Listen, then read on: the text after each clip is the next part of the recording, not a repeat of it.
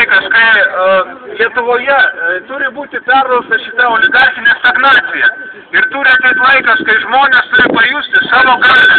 Ir būtent aš labai dėkingas jums visiems, kad jūs atėjote ir dar daugiau ateis, manau. Padarysim dar kitą mitingą prie Seimo ketvirtadienį, kai bus balsuojama dėl Trigalvio Slibino.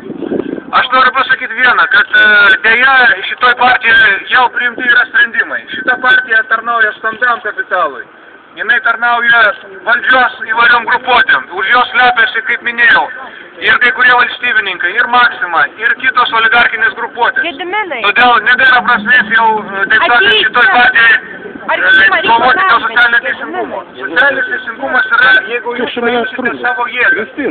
Socialinis teisingumas yra, jeigu jūs patikėsite, kad už jį galima kovoti. Ir aš tą sakau nuoširdžiai, be jokios pozos.